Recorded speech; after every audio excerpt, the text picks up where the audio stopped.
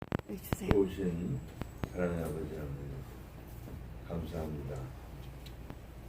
오늘 힐링 모멘터링 이제 첫날을 맞이했습니다.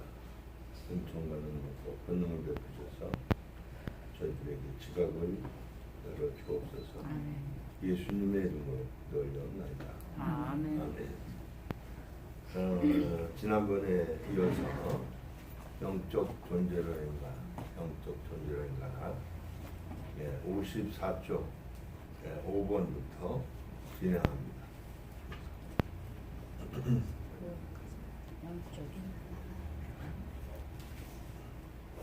영적인 사유를 위한 길. 1. 먼저 이해를 돕기 위해 영이라는 용어에 대하여 일반적으로 이해하는 바를 설명해 보자. 여기서 영이란 단어는 통상 독일어로 가이스트로 번역되며 우리 한국어로는 하나님의 영 또는 성령을 두고 말한다. 보통 영이라고 할 때 우리 인간을 지칭할 때와 하나님의 영을 지칭할 때와는 차이가 있다.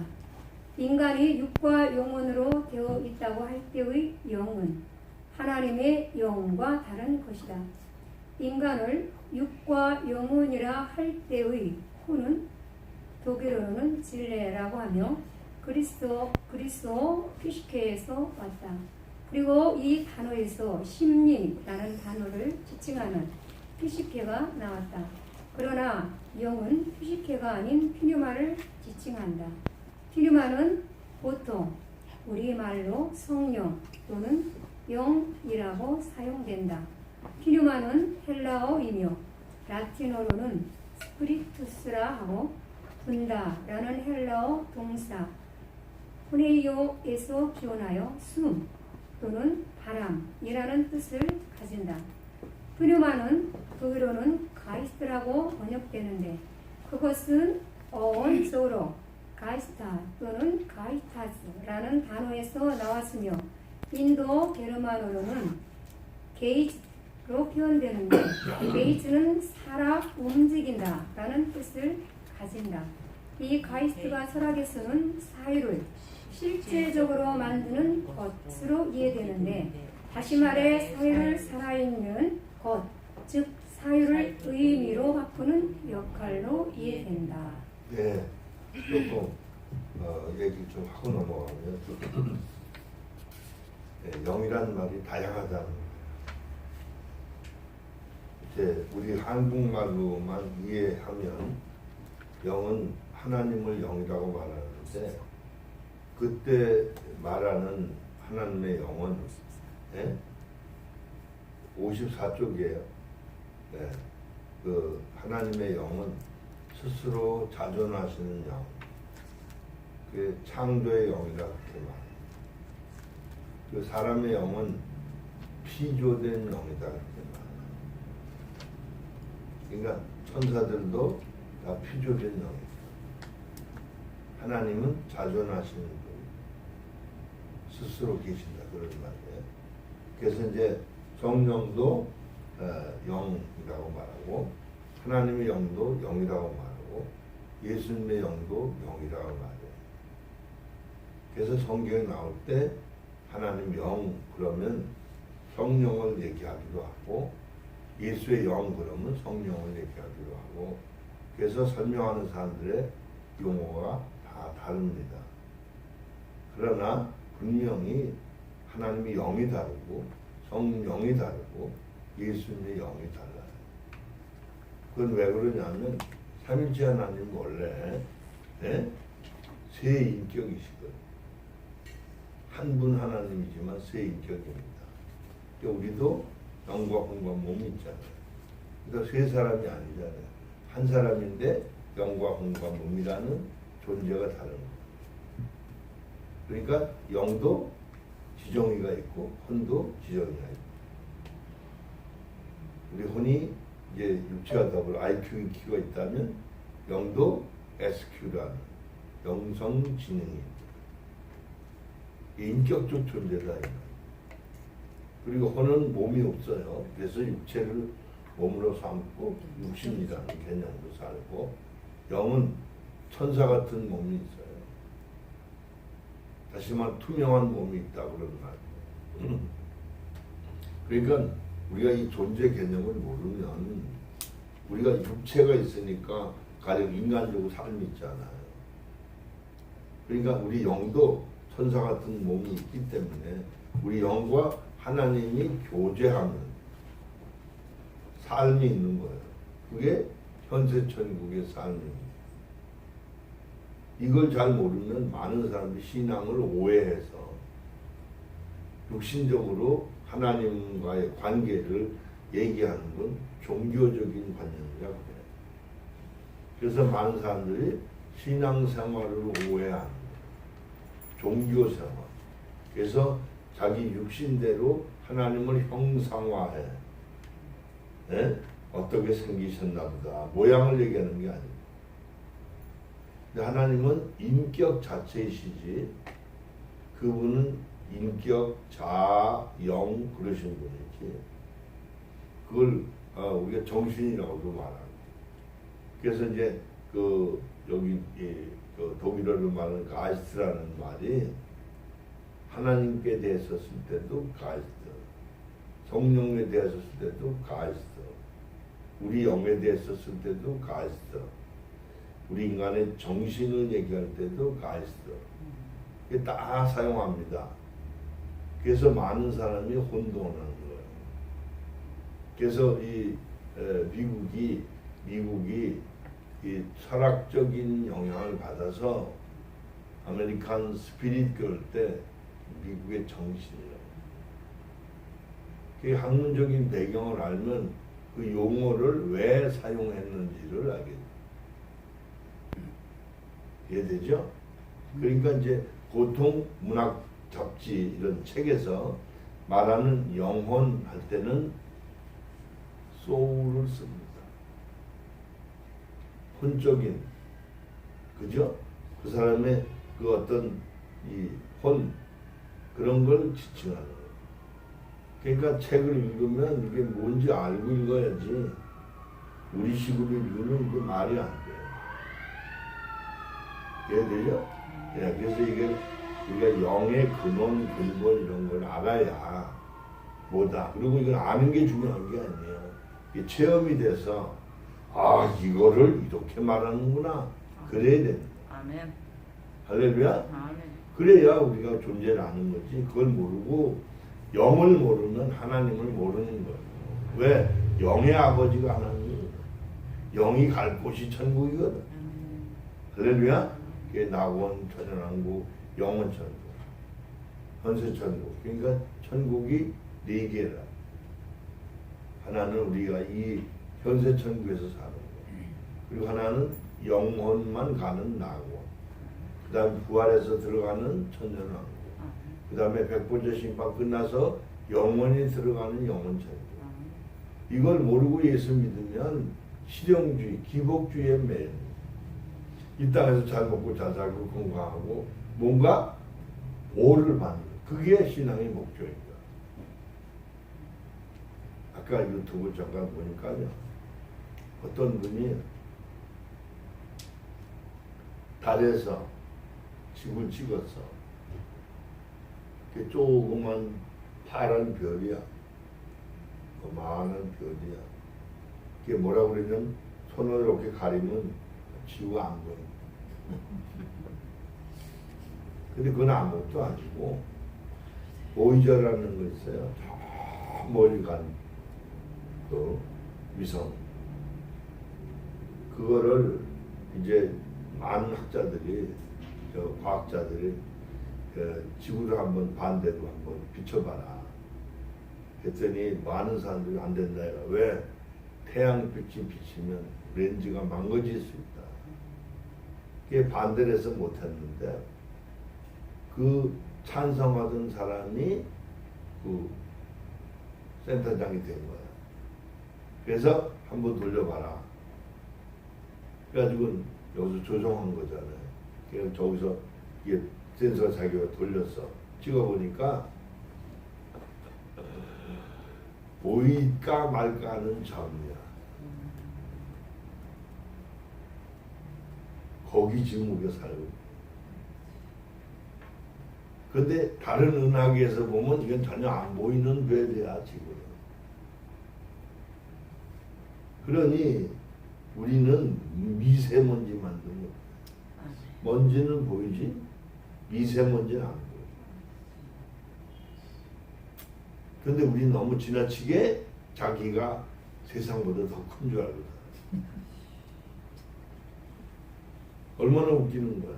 그리고 우리 인간 편에서 보지 말고 하나님 편에서 보면 하나님의 뜻과 섭리 가운데 우리를 창조하셨어. 그 이유는 이제 변화 훈련 성장시켜서 천국에 데려가려고. 그게 우리 인간의 편에서 보면 죽는 거야. 하나님 편에서 보면 데려가시는 거야. 어제 얘기를 하다가 우리 김영애 전사님이라고 여기 LA 계시는 그분 얘기 들으니까 20몇 년 전에 그 장로님이 그 뒤뜰에서 뭐 비 가리는 거 뭐 하나 하시려고 이렇게 못을 박다가 그 이제 전사님은 땀 흘리고 일하니까 물 한 컵 가지러 부엌에 들어가서 나오니까 쓰러져 있더라 장로님.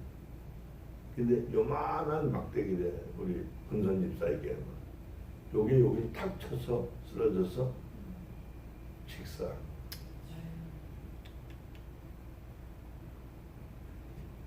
그래서 하도 순간에 당하는 거니까 너무 막 그래서 울고 불고 막 기도하고 그랬더니 그랬더니 하나님 그리스도잖아. 하나님에게 쉽게 왔더니 이거 인간 편에서는 슬픈 거예요. 근데 하나님 편에서는 수지 않는 거예요. 그래서 어제 웃으며 그랬잖아요. 우리가 저에서 뭐 떨어져가지고 금방 죽는 게 제일 행복한 거예요. 그죠? 병원에서 이러고 누웠다가 죽는 거. 그러니까 오해하면 차라리 그냥 오늘 아침에 한국에서 문자가 왔어요. 김희숙 목사님이. 지금 500세 사는 거를 준비해야 된대요. 지겨워. 무슨 얘기인지 알겠죠? 그렇게 지금 과학이 발전해가지고 이게 주사를 한 대 맞으면 우리의 이 속에 있는 세포가 다 재생했는데 이게 500살은 약하고 좀 있으면 1200살 사는 대로 1000년 사는. 그럼 그래봤자 하나님 편에선 하루야. 하루가 1000년 같고 1000년이 하루거든. 이 한 가지를 알지 못다. 할렐루야.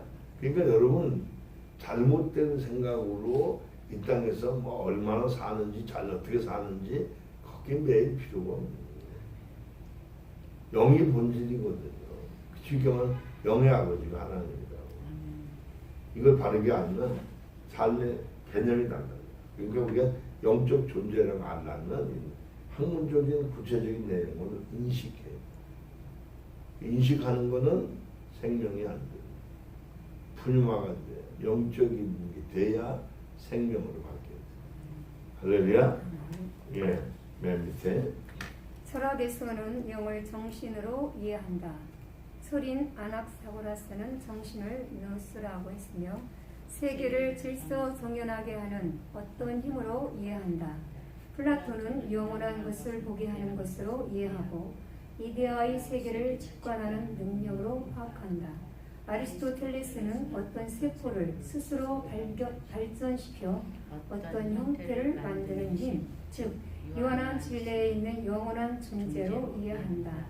그래서 이것은 인간이 선천적으로 가지고 있는 것이 아니라 밖에서 주어지는 것이며 이 개별적인 것들을 가지고 일반적인 원리를 만들 수 있는 능력으로 이해한다. 네, 그러니까 이게 철학에서 나오는 건 어떤 거라는 걸 우리가 알아요. 그러니까 이제 플라톤이 이제 인간을 얘기한 것은 육체와 영혼을 그럴 때 그때 얘기한 그 영혼은 소울이에요. 근데 이제 그 제자인이 여기 아리스토텔레스는 그런 게 아니다. 육체와 영혼은 하나다. 왜? 진료와 형상, 즉 재료와 어떤 모형을 만들자. 그럼 하나지 둘이 아니다. 그러나 인간에게는 여기서 말하는 누스, 다른 말로 정신인데 푸뉴마 두 가지를 말해요. 학문적으로. 그걸 아리스토텔레스가 얘기를 해요. 그래서 이 누스라고 하는 것, 즉 푸뉴마라고 하는 것이 다른 데서 왔다가 들어왔다가 나간다. 그래서 이 철학은 종교적인 게 아니에요. 기독적인 게 아니에요. 그래서 철학에서는 이렇게 인간의 이 영이 하늘에서 왔다가 가는데 이 영은 고상하지만 육은 이건 사악한 거다. 그래서 육체라는 감옥에 영이 와 있다가 죽는 건 해방이다. 이렇게 얘기하는 거예요. 그걸 이원론이라고 그래요. 그러니까 이제 학문적인 그 흐름을 좀 알면 우리가 모든 걸 이해하기가 쉽다. 이해되죠? 네.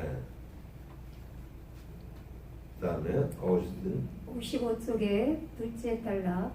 어거스틴은 그것에 대하여 상당히 성경적으로 설명하고 있는데 그는 아니무스 가이스트와 아니마 진례를 구분하고 이 두 가지 요소는 구분되지만 인간 안에서 서로 떼어놓을 수 없는 관계에 있음을 말한다.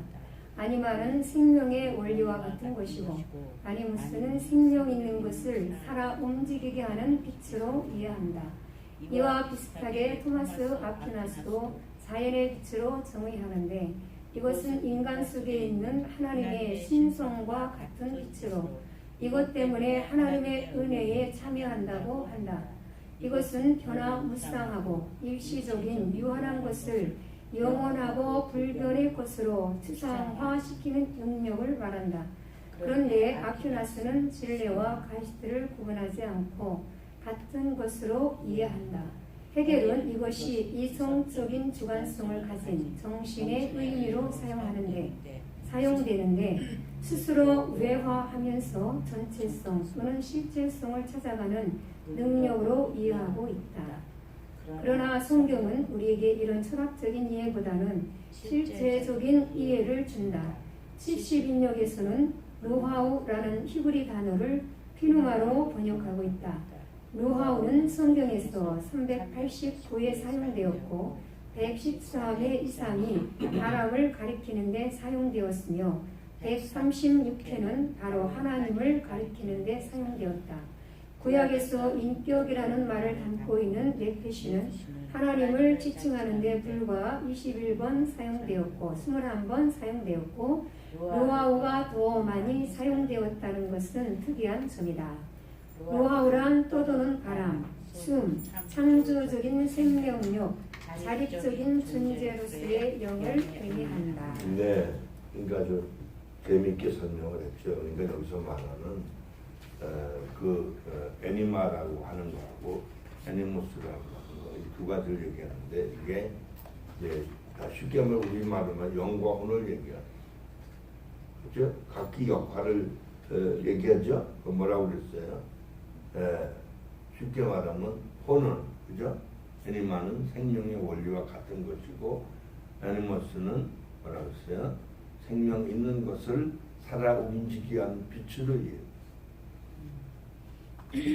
이해되죠? 그러니까 우리가 이제 잘못 이해하면 우리가 이렇게 움직이고 뭔가 의식하고 사니까 이게 안 좋아요. 그런데 이렇게 움직이게 하는 그 동이 이제 근본적인 그게 뭐냐, 하나님 창조 섭리 가운데 하나님 우리 영과 혼과 몸을 지으셔서 60조 개의 세포를 짓는 게 우리 몸. 우리 몸도 하나인 줄 알잖아요. 60조 개.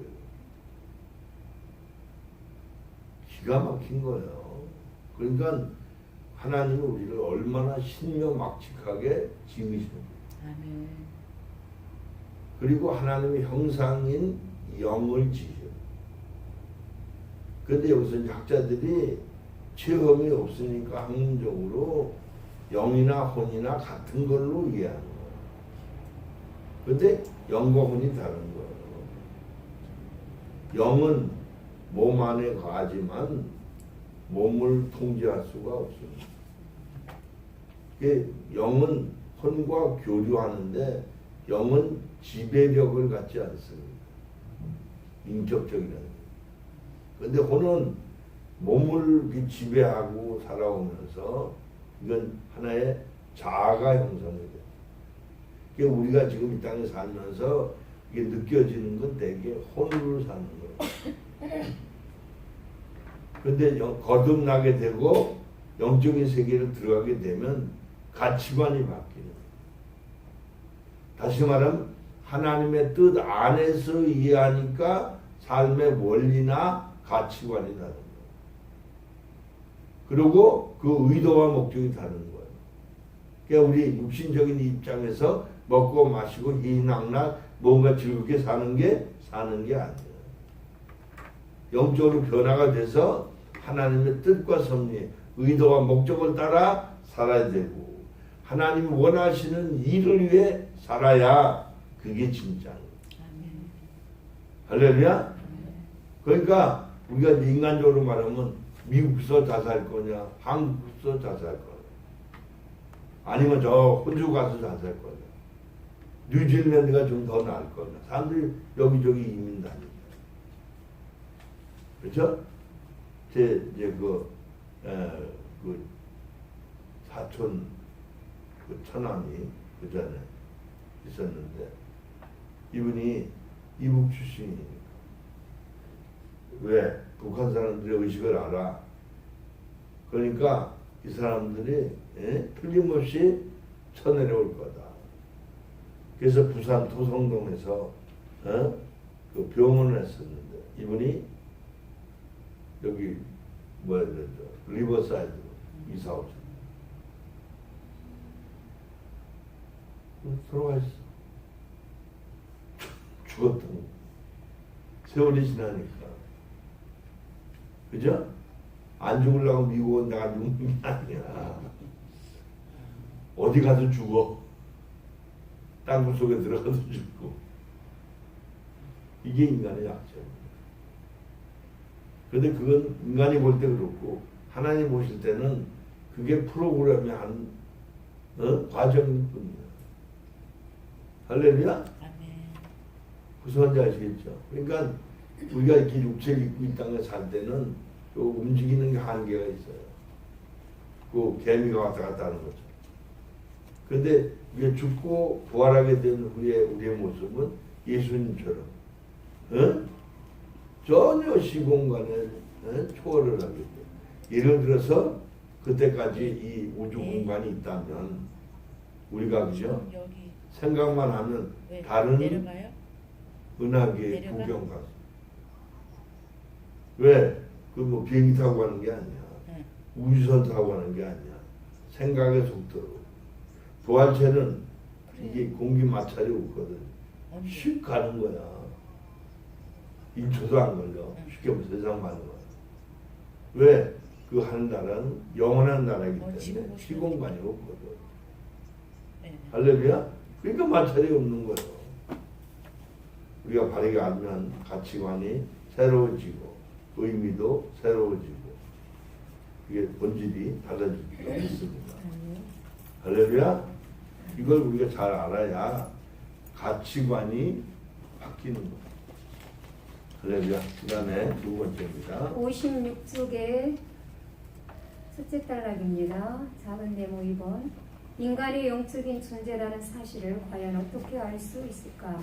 물론 안다라는 말은 우리가 사물을 인식하고 칸트의 순수이성 비판에서 보듯이 대상과 그 대상을 쪼개고 분석하는 오성과의 3인칭적인 관계를 두고 말하는 것은 아니다.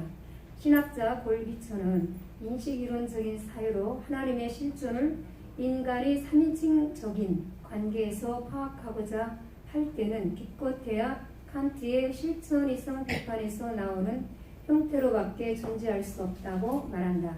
물론 그의 이러한 단어는 부고나 에고노의 인격주의적인 인간학의 영향 하에서 나온 말이다. 그러나 그 말은 벌써 지각 있는 서구인들도 사유하길 하나님의 실제성은 고백이라고 하는 순수 이인칭적인 관계가 아니면 불가능하다는 것을 깨달았기 때문에 나올 수 있었던 것이다. 네, 이게 중요한 얘기예요. 무슨 얘기냐면 3인칭 관계는 그것 객관적으로 어떤 사물로 죽여놓고 그런 걸 말하는 거거든요. 근데 2인칭은 그저 나나 관계 이런 관계가 아니면 하나님 알 수 없다. 즉 그러니까 하나님은 인격적 관계로 만남, 고백이라는 2인칭 관계 아니면 알 수가 없다. 그런 얘기입니다. 할렐루야. 그러니까 이 종교 개념이 뭐냐면 그것으로 만드는 거야. 그래서 형상화하는 거거든. 부처를 만드는 거야. 어떻게 생겼을 거다 이렇게 만드는 거야. 그 부처가 다 다르잖아요, 그죠? 누구 같다는 뭐 웃기는 소리로 예수님하고 둘이 뭐 앉으셔가지고 돈 내놔 그랬대요. 불교 부처가 이래 그래서 웃기는 얘기지만 그게 무슨 얘기냐면 이게 존재 개념을 모르니까 형상화하는. 그러니까 하나님께서 나는 그렇게 만들지 말라. 형상화하지 말라. 해와 달과 별, 이 땅에는 아무것 가지고 물고기다. 나를 형상으로 만들지 말라. 근데 일반 종교는 뭐야? 뭐 형상. 그리고 거기다가 의미를 부여해가지고 그 신을 만들고 하나의 어떤 종교적인 틀을 만들어가지고 거기다 꾸벅꾸벅 절하고 비는 거야. 아주 웃기는 거지요. 근데 우리는 전능하신 하느님과 교통할 뿐 아니라 내주 하시고 한 영이 되고 한 생명이 돼서 아멘. 우리가 성전 제사장 예수님 신부 놀라운 영광의 존재가 되는 거예요. 아멘. 그러니까 이걸 모르고 이게 실제가 안 되고 예수 믿으면 다 가짜야. 아멘. 할렐루야. 아멘. 이해가 되죠? 아멘. 예. 그다음에 56페이지의 둘째 단락입니다. 우리가 찾는 것이 바로 그것이다. 고백은 보통 우리가 비과학적이고 주관적인 어떤 감정에서 나온 임의적인 판단 정도로 생각하는데 그것은 이러한 감정의 표현이 아니라 어떤 존재와 순수하게 이인칭적인 관계에 서는 것을 말한다. 이인칭적인 관계란 부모의 표현대로라면 나와 너의 관계를 뜻한다. 도대체 하나님 창조주의 영과의 만남이 어떻게 3인칭적인 관계에서 표현될 수 있겠는가? 3인칭적인 표현이란 쪼개는 오성과 죽은 사물과 관계를 가지는 것을 말한다. 그런데 그 속에서 어찌 살아있는 존재와의 만남을 기대할 수 있겠는가?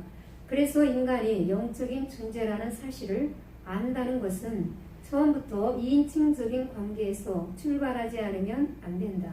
영은 절대적으로 2인칭의 고백 형태에서 나타난다. 영은 고백에서 임재한다. 대상은 인식에서 내재하지만 영은 고백에서 실제성과 만나는 것이다. 네, 그런 거예요. 여기 쉽게 말하면 우리 인식이라는 방법은 대상에서 인식. 쉽게 우리 권사님께 뵈니까 저 권사님이시구나. 모습을 보고 이해한다. 그죠? 영은 그런 게 아니에요. 관계에서 고백이 돼요. 이해되죠? 이런 관점을 우리가 바르게 인식하지 못하면 신앙을 알므로 오해, 지적인 이해 그게 아니에요. 영적인 만남을 통한 고백을 통한 암. 아시겠죠? 그래서 성경에서 안다는 말이 그 나중에 나오지만 히브리어로 야다라는 말이에요. 야다라는 말은 무슨 말이냐면 남녀가 부부로서 온전히 아는 걸 안다. 무슨 말인지 알겠죠? 이웃집 처녀 아는 게 아니에요. 그죠? 부부만이 온전히 안다 그런 얘기예요. 이해되죠? 예. 57페이지 두 번째 단락입니다. 그러면 이 세상에는 인식과 고백이라는 두 개의 구조뿐인가? 이 두 개의 조건이 첨예하게 대립되는데 사람이 어떻게 처음부터 고백의 자리에 설 수 있으며 어떻게 인식의 자리에만 머물 수 있겠는가? 분명히 이 두 개의 관계는 밀접하면서 또한 아주 먼 차원일 것이다. 보통 학문은 인식과 관계한다고 말한다. 과연 그 말이 자명한 진리여야 하는가? 학문이 인식과 관계한다고만 한다면 우리가 과연 영의 세계가 있다는 것과 하나님은 영이시라는 사실을 어떻게 고백할 수 있겠는가? 특히 신학이 하나님에 대해 말하는 학문이라면 더욱 그렇지 않겠는가? 신학이 만약 오직 인식과만 관계하는 학문이라면 확실히 번지수를 잘못 잡은 스스로 속고 있는 것이 분명하다. 그래서 우리가 이 두 개의 가파른 대립을 생각할 때 한편으로는 이러한 질문이 떠오른다. 인식에서 고백으로 나아가는 길은 없는가? 어쩌면 인식은 인간이 피할 수 없는 운명이는지도 모른다. 그래서 부부는 그것 없이 인간은 살 수 없다. 그러나 그것과 사는 자는 인간이 아니다 라고 한다. 물론 여기서 말하는 그것은 부부에게는 나와 그것의 세계, 즉 인간 인식의 세계를 두고 말한다. 인간이 인식과 관계하지 않고는 살 수 없다. 그는 오직 그것만 고집하면 사람이 아니라고 말한다. 과연 인식과 고백 사이의 매개체가 있을까? 특히 엄격한 인과율과 검증과 반증에 익숙해지고 자연과학적인 지식과 상식으로 무장된 현대인이 고백이라는 차원으로 곧바로 쉽게 들어갈 수 있을까? 어쩌면 반드시 인식이라는 디스코텍에서 한참 동안 춤추고 재미를 본 후에 서서히 고백의 차원으로 다가가는 것은 아닐까? 현대인치고 처음부터 고백의 차원에서 사는 사람이 과연 얼마나 될까? 오히려 인식의 차원에서 헤어나오지 못하는 경우가 아주 많다. 그래서 우리는 인식에서 고백으로 넘어가는 차원이 과연 가능한가를 한번 생각해야 한다. 고백은 초월자를 감정에서 만나는 일시적이고 초월적인 감정에 기인된 자기 만족적인 성취감이 아니라 고백이야말로 인식 위에 있는 차원 또는 인식과 전혀 다른 차원으로 나와 너의 세계를 제시해 준다. 그러니까 이제 이게 우리 인간이 어려운 게 뭐냐면요. 우리 이성주의가 만들어낸 게 이 세계입니다. 이성을 통해서 학문이 생기고 그래서 이 자연을 우리가 살기 좋게 만드는 그 과정을 거쳐서 그게 기술주의가 되고 과학주의가 돼서 지금 현재 과학 문명이 발전됩니다. 그래서 우리 어릴 때만 해도 개수나무 한 나무 토끼 한 마리 그랬죠? 그렇게 얘기했다고요. 근데 달나라 가보니까 땅이야 땅. 그죠? 별이 그냥 별인 줄 알았거든. 근데 우리 지구가 더 엄청 큰 하나의 곡성입니다. 그게 태양이 지구보다 적은 줄 알았거든. 자그마치 40만 배가 크다. 밤하늘의 별이 큰 게 태양보다 150만 배가 커. 이게 약 태양 주변에 6,000개가 있는데 작은 별 말고 큰 것만. 이 우주가 은하계 하나에 1,000억 개가 우주가. 그리고 더 넓은 세계의 은하계가 은하계만 2조 개가. 그 여러분 알고 살아야지. 걸어다닌다고 내가 사는 게 아니에요. 할렐루야? 그러니까 우리가 모르는 걸 모르는 줄 모르고 살아. 그러니까 우리가 모르는 게 풍성해. 무식이 풍성한 거야. 근데 우리는 꽤 많이 아는 줄 알고. 이해되죠? 그러니까 우리는 이 인식의 방법이 아니고 고백의 방법. 하나님을 나와 너라는 관계로 만나서 그분을 만나면 그분이 진짜 나의 나고 아멘. 나는 그분의 너인 것을 알고. 할렐루야? 그때는 전적인 순종밖에 없는 거야. 아멘. 나라는 주관이 없어지는 거야. 그러니까 말씀하시옵소서 그렇게 돼요. 그러니까 쉽게 말하면 그분을 만난 사람은 걸음걸이도 달라. 생각도 바뀌어. 감정도 바뀌어. 그리고 삶의 의미와 목적과 내용도 바뀌어. 아멘. 할렐루야? 아멘. 잘 먹고 잘 살고 뭐 부귀 영화 명예 권세 출세 성공 다 애들 소꿉장난. 그러니까 우리 이제 어른이니까 세상 말로 어른 소꿉장난. 할렐루야? 아멘. 예. 그 다음 세 번째입니다. 58페이지 둘째 단락 작은 네모 3번입니다. 인식의 차원에서 고백의 차원으로 나아가려고 시도한 철학이 있었다. 바로 실존주의 철학이다. 그 가운데 하이데거의 철학을 통해서 인식의 한계와 경계선에서 고민하는 한 철학자의 고뇌를 읽을 수 있다. 하이데거의 실존 철학은 인간이 창조주께 자기 스스로의 힘으로 나아간다면 과연 어디까지 갈 수 있는지를 말해주는 철학이라고 할 수 있다. 실존 철학은 인간이 창조주의 도움 없이 혼자서 창조주께로 나아간다면 도대체 어디까지 들어갈 수 있는가를 보여주는 인간 한계에 대한 도전의 철학이다. 특히 하이데거의 후기 철학에서 인간에 대한 짙은 향수를 느낄 수 있다. 그의 후기 철학은 존재와 무의 문제로 고민하는데 아마도 지금까지의 철학자들 가운데 하이데거만큼 무의 문제에 대해 고민한 사람은 그다지 많지 않을 것이다.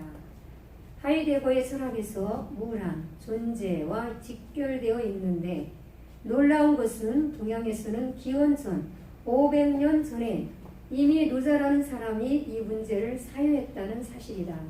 노자의 저서 도덕경에서 무의 신비를 어느 정도 느낄 수 있다.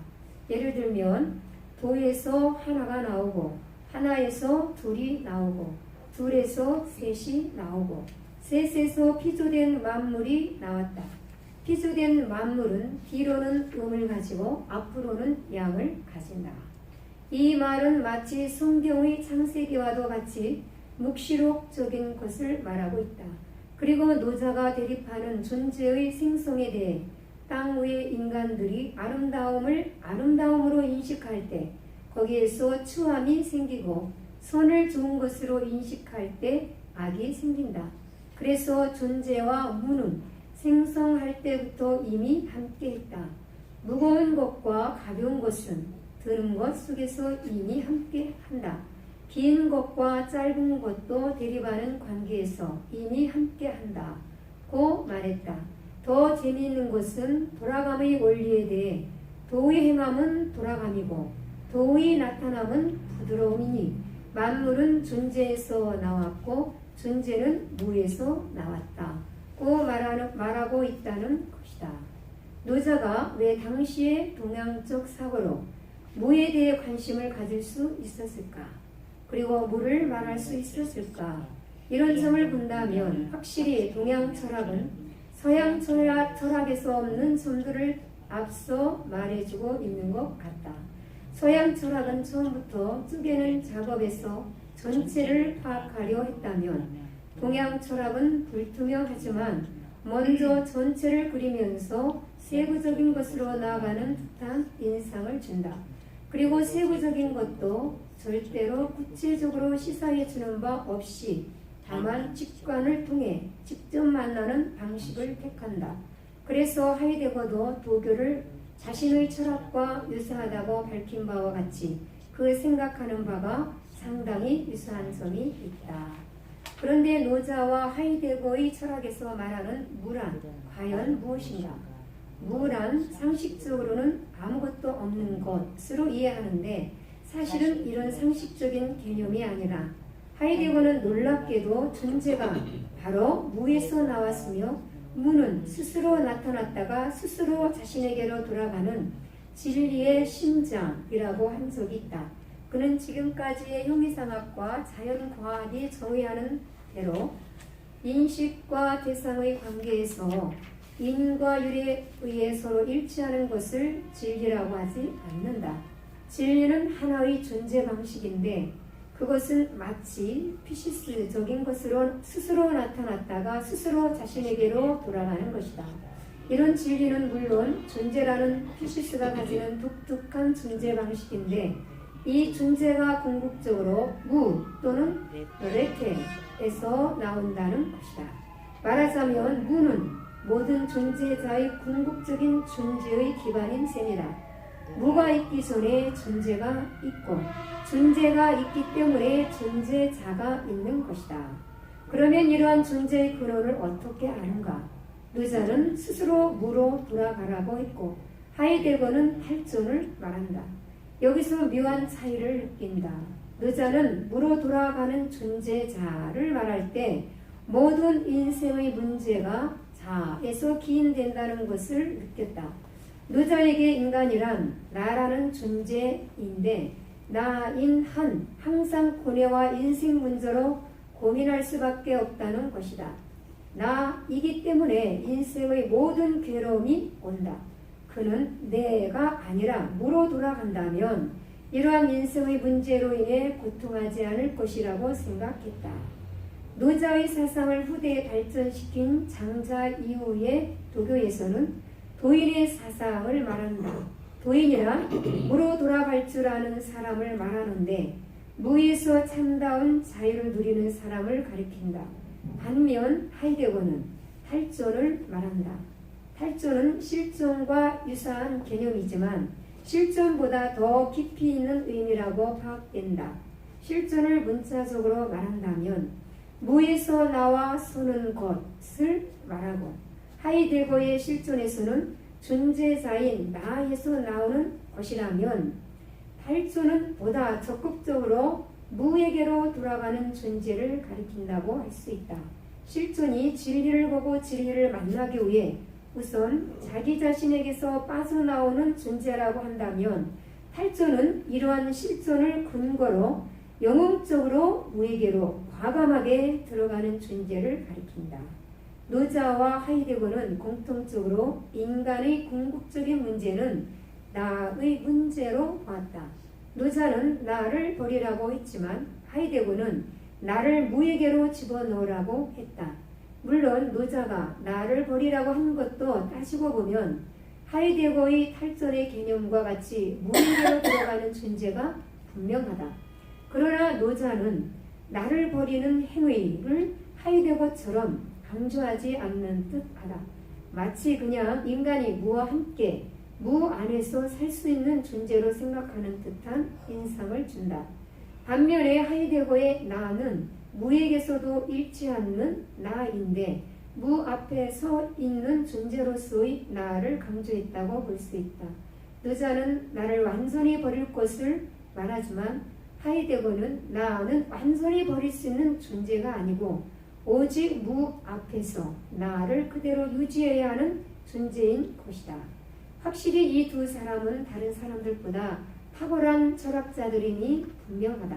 실존에 대하여 하이데거가 서양인답게 분석적으로 연구했다면 노자는 동양인답게 분석이 아닌 직관으로 연구했다. 그래서 노자보다 하이데거의 철학이 더 분석적이다. 그러나 그들이 보고자 하는 것은 동일하다고 판단된다. 도대체 이 두 사람의 석학들이 보았던 것은 과연 무엇이었을까? 분명한 것은 인식과 대상과의 관계는 아니다. 인식과 대상과의 관계는 사유 안에서 일어난다.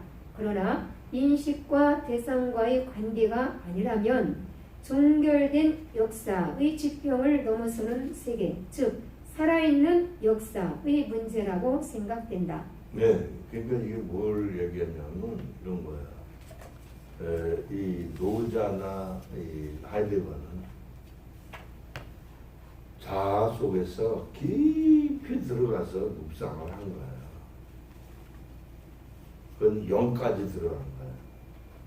그러니까 직관까지 들어간 거야. 근데 인간의 노력의 한계가 뭐냐면 아무리 깊이 들어가도 대상을 못 만나요. 다시 말하면 대상이 없어. 그래서 거기서 말하는 게 뭐냐면 자기가 무에서 나왔다는 거야. 그리고 죽으니까 무에로 돌아간다는 거야. 이게 탈존이란 말은 이런 거예요.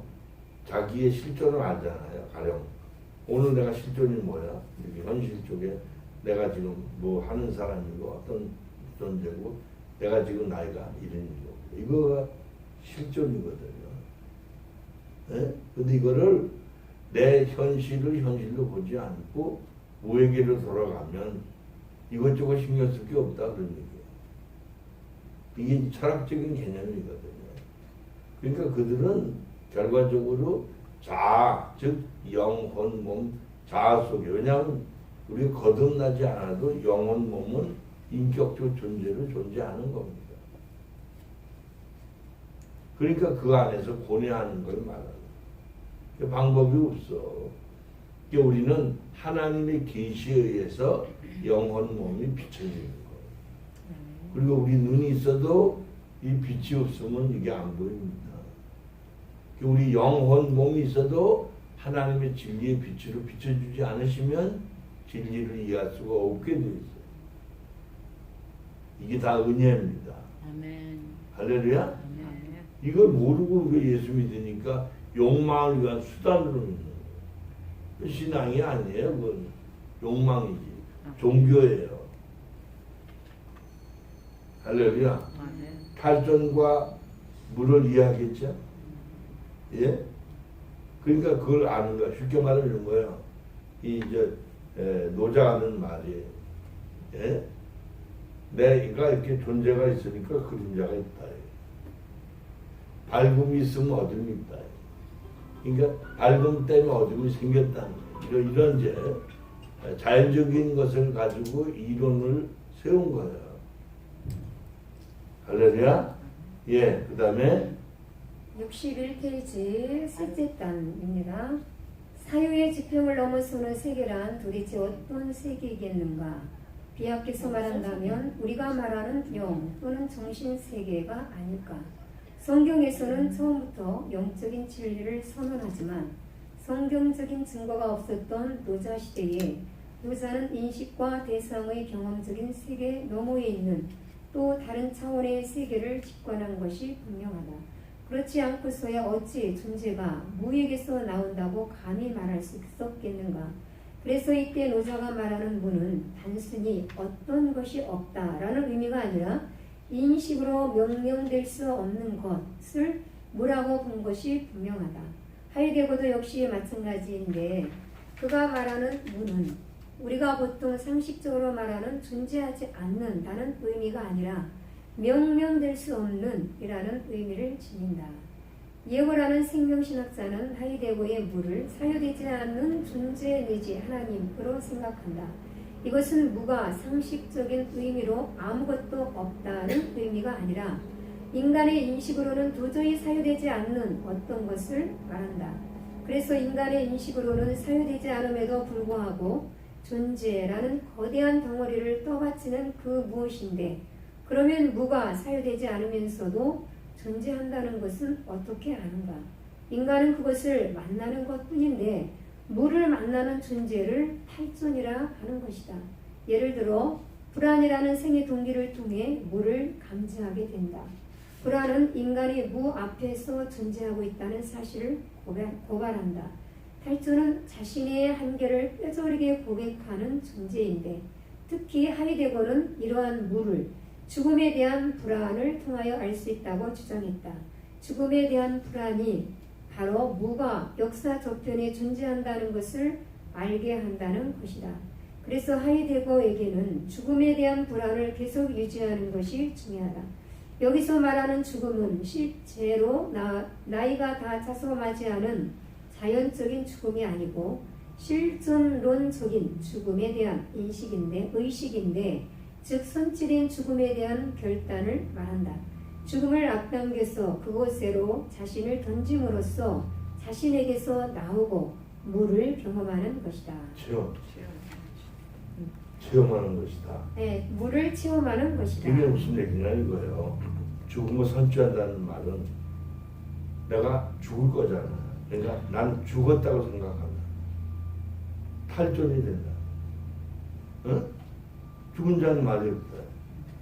우리가 자꾸 뭔가 자꾸 이러는 건 살아있다. 근데 이미 예수님과 함께 죽었다. 죽은 자는 말이 없어. 죽은 시체는 해부해도 가만히 있다. 잘라도 가만히 있어. 불태워도 가만히 있어. 이게 죽은 자거든.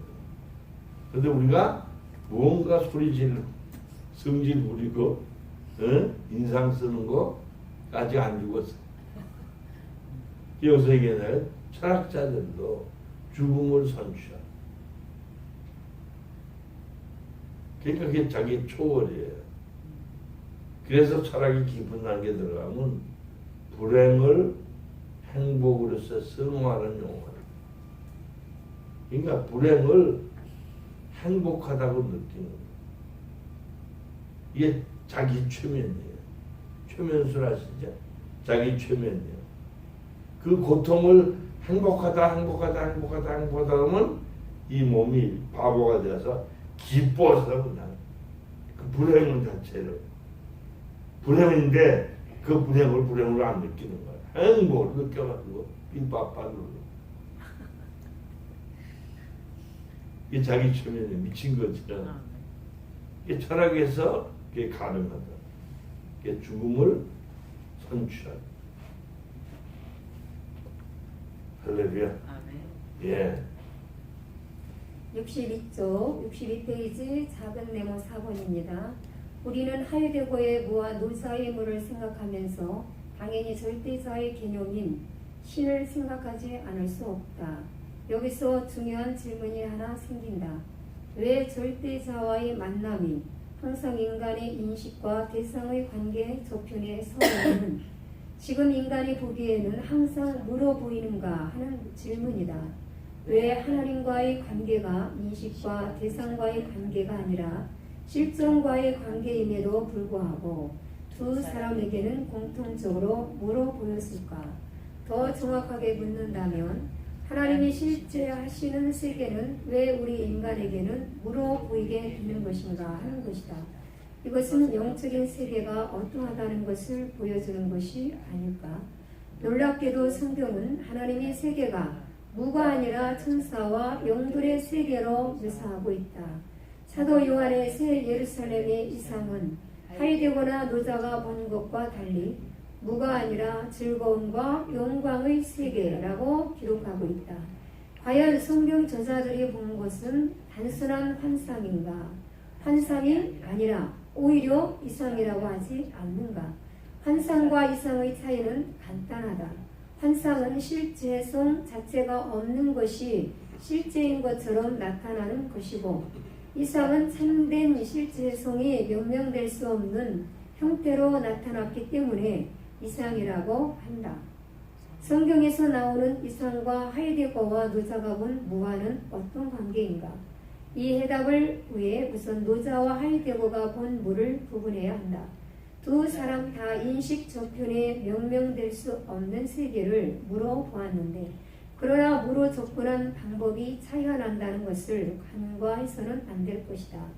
하이데거는 철저히 분석이라는 방법에 의해 접근해 갔으며, 노자는 직관을 통해 나아갔다. 그런데 분석이든 직관이든 둘 다 역사 저편의 세계를 인격 또는 너로 만나려고 한 것이 아니라 인과일로 만나려 했다는 사실이다. 하이데거가 인과 일의 한계를 극복하려고 했지만 그 역시 역사 저편의 세계를 이성적인 사회의 방식으로 분석을 통해 만나려고 한 것이다. 노자는 분석 대신에 직관이라는 동양적 투구의 지적 능력으로 피안의 세계를 만나고자 했다. 이 두 석학들의 사유 방식에서 결정적으로 빠져 있는 것이 인격의 개념이다. 여기서 인격이란 칸트의 인간학에서 말하는 자기 스스로 판단하고 스스로 책임지는 인간주의적인 능력이 아니라 창조주가 인간에게 말을 거는 말씀이 가지는 성질을 두고 말한다. 창조주가 피조물인 인간에게 말을 거는 것은 창조주가 인격이 아니면 전혀 불가능한 것이다. 신학에서는 이것을 계시와 관련 지어서 표현하기도 한다. 물론 하이데거에게서도 존재 자체가 자신을 비추는 것도 있다. 그러나 하이데거의 존재의 빛은 순수한 인간 사회의 빛이 비치지 인간 밖에서 인간의 사유와 무관하게 비추시는 인격적이고 계시적인 빛은 아니다. 인격이란 자신을 우리에게 알게 하시며 피조물인 인간에게 말을 거는 것을 두고 말한다. 자신을 알게 하시기 위해 자신을 비추면서 동시에 자기 자신을 주시는 것을 인격이라고 한다. 그래서 인격은 오직 창조주 하나님 한 분뿐이다. 네, 그러니까 뭘 이해해야 되냐면 우리 사람들이 왜 인격적 그러는 건 인격주의적인 인격이에요. 근데 진짜 인격은 하나님밖에 없습니다. 그러니까 하나님은 우리를 영의 존재니까 인격으로 만나주십니다. 그래서 우리가 고백하게 됩니다. 할렐루야. 이거 우리가 보통 체험이라고 말합니다. 하나님은 계시의 방법, 즉 그 계시란 말은 어떤 걸 말씀하신다는 말보다는 그분을 우리에게 나타내십니다. 그분이 전능하신 하나님이시라는 것, 그분이 사랑이시라는 것, 그분이 우리 인생을 불쌍히 여기시고 구원을 이루신다는 것. 할렐루야. 이걸 아는 게 믿음. 그걸 모르고 믿으니까 그냥 전지전능하시다는 말을 내 문제나 해결해 주시는 분 쪽으로 아는 거예요. 그분이 무슨 마술사인 줄 알아요. 마술사. 그래서 많이 기도하면 오래 기도하면 응답해 주는 거예요. 이게 많은 사람들이 스스로 속는 거예요. 누구한테? 자기한테. 그 성경에 스스로 속이지 말고 자기가 자기 속이는 거야. 할렐루야. 네. 예. 64페이지 둘째 단락입니다. 이제 하이데거와 노자의 무의 개념에 대하여 정리해보자. 피안의 세계는 인격과의 만남이 아니면 오직 무로밖에 보이지 않는다. 무란 피안의 세계를 인식이나 직관으로 만날 때 우리에게는 도저히 명명할 수 없고 알 수 없는 무로밖에 보이지 않는다. 무란 인식이나 직관의 눈으로는 도저히 보이지 않는다는 인간 사회의 외침이라고 탄식이다. 외침이고 탄식이다. 창조주가 자신을 계시하셔서 피조물에게 말을 거는 인격이 아니고는 인간이 아무리 찾으려 해도 그것은 무로밖에 보이지 않는다. 창조주가 우리에게 말을 걸지 않으면 인간은 아무리 노력해도 오직 무, 즉 도저히 명명되지 못하는 존재인 무를 보게 된다. 인격으로 만나지 않으면 창조주와 그 세계는 명명될 수 없는 무이다. 그러나 인격으로 만나면 그것은 무가 아니라 영의 세계가 되는 것이다. 노자와 하이데거가 본 무는 성경에서 말하는 영의 세계와 유사하지만 성경적인 영의 세계는 결코 아니다. 그들은 그것을 인간의 사이로 보았기 때문에 도저히 명명될 수 없는 무로 비친 것이다. 그러나 그 피안의 세계를 인격으로 만나게 되면 영의 세계가 실체한다는 것은 분명하다. 영의 세계는 오직 인격과 관계되는 세계이며 인격과의 만남 이외에 그 어떤 노력도 접근 불가능한 세계이다. 영의 세계는 바로 인격과의 만남의 세계라는 사실. 그래서 인간의 인격과 만나는 인격적 존재가 되지 않고는 도저히 접근 불가능한 세계가 바로 영의 세계이다. 그 세계에 들어가기 위해서 인간은 인격적인 존재가 되어야 한다. 인격적 존재가 되지 않으면 영의 세계에 들어갈 수 없다. 여기서 말하는 인격의 개념은 칸트의 인간학적인 인격 개념이 아니다. 칸트의 인격의 개념은 자율이지 영적인 인격의 개념이 아니기 때문이다. 성경에서 논하는 인격이란 자율이라는 의미를 지닌 것도 아니며 타인에게 인간적인 고려를 베푸는 존재 정도도 결코 아니다. 그렇다면 창조주와 만나며 창조주의 세계로 들어갈 수 있는 인격이란 과연 무엇인가? 다시 말해 인간이 인격적 존재가 되어야 창조주의 세계에 들어갈 수 있다고 할 때의 인격적 존재는 과연 무엇인가? 우리는 이것을 영적 존재라고밖에 달리 말할 수 없다. 이때 말하는 영적 존재란 심리적 존재라 부르는 혼을 말하는 것이 아니고 사람을 두고 말한다. 인간이 사람이 되지 않으면 창조주의 영의 세계를 만날 수 없다.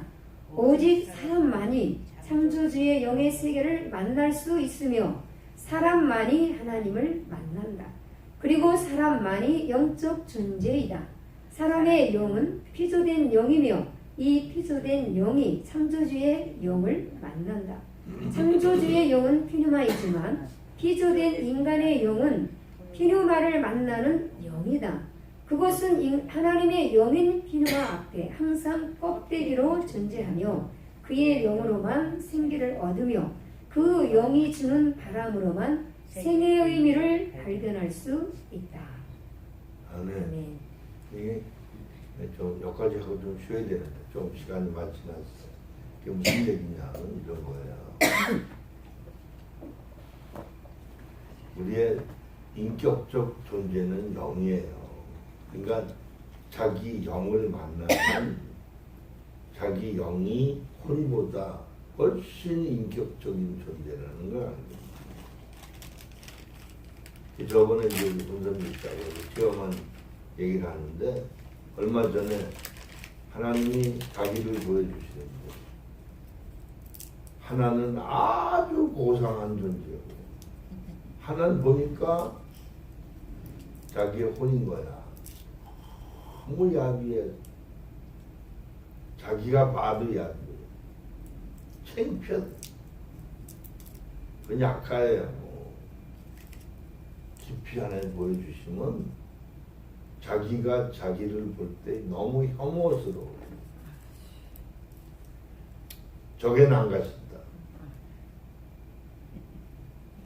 그게 인간의 존재예요. 그러니까 여기서 말하는 그 영의 존재를 발견하는 거예요. 저도 처음에 그 이제 예수 믿고 처음에 이제 그 영적인 변화를 받는데 보니까요. 제가 영혼 몸이 있더라고요. 근데 몸은 말 컴퓨터 같아요. 혼과 몸이 있어. 혼은 너무 야비해. 근데 영은 아주 고상해. 그래가지고 이제 체험하는 그 과정에 들어가니까요. 어느 세월이 지나서 영적으로 좀 성장하니까 영이 성숙해지니까 혼이 내가 지금까지 주인 노릇, 온몸에 주인 노릇한 거 미안하다고 영에게 사과를 하더라고. 그 주권을 양도해. 그때부터 내 영이 주인이 되는 거 뭐. 할렐루야? 아멘. 이런 과정을 수없이 경험시켜요. 그리고 이제 성경이 말한 것처럼 너희 몸에서 굳은 마음을 취하 부드러운 마음을 줄 것이면 새 영을 주고 우리 새 마음을 준다. 그런 말씀처럼 이런 요즘 말로 CD가 빠져나가니까 그동안 살아왔던 가치관이 모두 빠졌어. 새 것이 하나 꽂히는데 언행 심사가 바뀌어. 그러니까 누가 주먹으로 텅벽에 쥐어가서 번개불이 번쩍하는데 번개불은 번쩍해도 화가 안 나. 화나는 게 잊어버려가지고 화가 안 나. 욕하는 것도 없어지고. 그러니까 오히려 상대방의 입장이 생각할 때,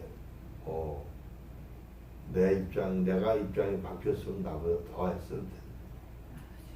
저 사람 나보다 낫다.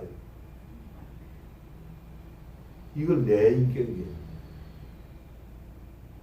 하나님이 바꾼 거예요. 아멘. 할렐루야. 아멘. 그래서 제가 이 영적인 데 매달리는 거지. 그거 아니면 저도요. 그죠? 누구한테 놀러나 댕기고. 핑계 좋잖아. 은퇴했으니까. 아멘. 누구한테는 일 안 해도 먹고 살만해요. 아멘. 알겠죠? 아멘. 돈 싸는 게 아니라 은퇴했으니까 매달 나온 게 있잖아. 많진 않지만 2,000불씩 꼬박꼬박. 그리고 저 시골 가서 낚시 나고 앉아가지고 먹고 살만 되니까. 그 나고 다 정리하고 시골로 가자 그래. 그래 그랬지. 그게 사는 거야. 죽는 날 기다리는. 주의 일을 부지런히 하는 게 살만 나는 거야. 아멘. 할렐루야. 아멘. 이해되죠? 아멘. 그 삶의 의미를 깨달으면 사는 목적이 바뀌는 거야. 나를 위해 사는 게 아니야. 아버지를 위해 사는 거야. 아멘. 그게 나를 위해 사는 거야. 아멘. 할렐루야. 아멘. 예, 좀 쉬자. 수고하셨어. 이제 교제할 거예요. 이제 목사님. 네.